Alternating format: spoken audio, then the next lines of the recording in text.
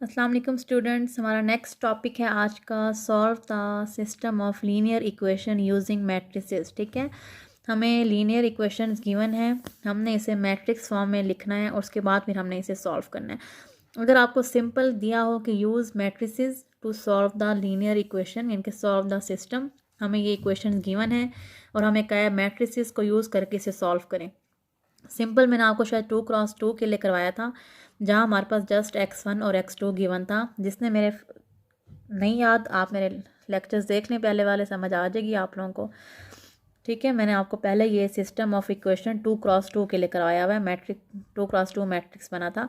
अब हमारे पास 3x3 matrix हैं, x1 x2 x3 3 variables involve हो रहे हैं। हमने इसे क्या किया था, हमारे पास ये हमेशा नॉन होमोजीनियस इक्वेशन होगी, इक्वालिटी के बाद हमारे पास कोई ना कोई नंबर मौजूद होंगे। ठीक है, या अगर हमारे पास यहाँ पे ज़ीरो होते हैं तो हम उन्हें कहते हैं होमोजीनियस इक्वेशन, लेकिन हमारे पास ये हमेशा non homogeneous equation linear equations होंगी। ओके जी, हमने क्या करना है, हमारे पास जो first row second row third row हम इसे कहते हैं, हमने इसे सिंपली उठा के first second element third element में लिख लेना है। x1 कोफिशेंट है, इसका एलिमेंट क्या है 1। x2 का कोफिशेंट -2, x3 का कोफिशेंट कुछ नहीं है यानी कि 1 है 1। ठीक है, सेकंड रो में हमारे पास सेकंड इक्वेशन लिखी जाएगी 2 -3 एंड 2। थर्ड रो में हमारे पास थर्ड इक्वेशन के एलिमेंट्स लिखे जाएंगे 2 2 एंड x3 का कोफिशेंट क्या है 1। x1 x2 x3 हमारे पास तीन एलिमेंट्स हैं, तीन वेरिएबल्स हैं, तो हम इन्हें कॉलम फॉर्म में लिखते हैं x1 x2 x3। ठीक है, इक्वालिटी है, इक्वालिटी के बाद वाले जो हमारे पास नंबर्स हैं उन्हें भी हम कॉलम फॉर्म में लिखते हैं -4 -6 एंड 5। इसको सॉल्व करने का मैंने आपको तरीका बताया था, ax is equal to b, x is equal to a inverse b हो जाता है। ठीक है, a उधर चला जाएगा तो a इनवर्स b हो जाएगा। अब हमने क्या करना है, a इनवर्स निकालना है। ठीक है, a इनवर्स निकाल के उसका जो आंसर आएगा उसे b मैट्रिक्स से मल्टीप्लाई करेंगे तो हमारे पास x की वैल्यूज़ आ जाएंगी। यानी कि हमने रियल में करना क्या होता है, x1 x2 x3 जो वेरिएबल्स हैं इनकी वैल्यूज़ फाइंड आउट करनी होती हैं। ठीक हो गया। 3x3 मैट्रिक्स का मैंने आपको को फैक्टर्स निकालना सिखाए थे, यानी कि a इनवर्स का हमारे पास फार्मूला क्या होता है, adjoint of A divided by determinant of A. Determinant तो इसका आप सिंपल निकाल लेंगे जैसे निकालते होते हैं।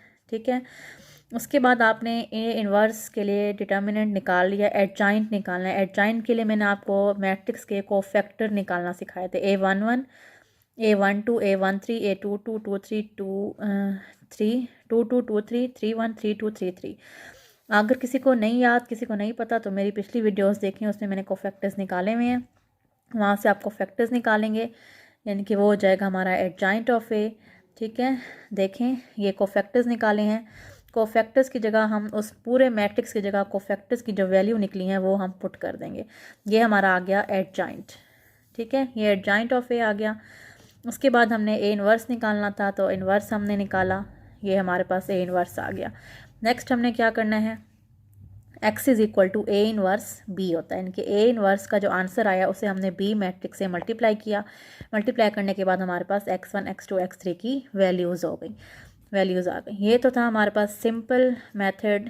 अगर हमें कुछ भी गिवन नहीं है, use matrices to solve the system, हमने सिंपल मैट्रिक्स फॉर्म में लेके लिखना है इस इक्वेशंस को और हमने सिंपल इसे सॉल्व करके वेरिएबल्स की वैल्यूज़ निकाल लेनी है। नेक्स्ट हमारे पास मेथड है सॉल्व द सिस्टम। अब देखें हमारे पास तीन इक्वेशंस हमें गिवन है, कहा गया है कि solve the system by reducing its augmented matrix to the echelon form and reduced echelon form.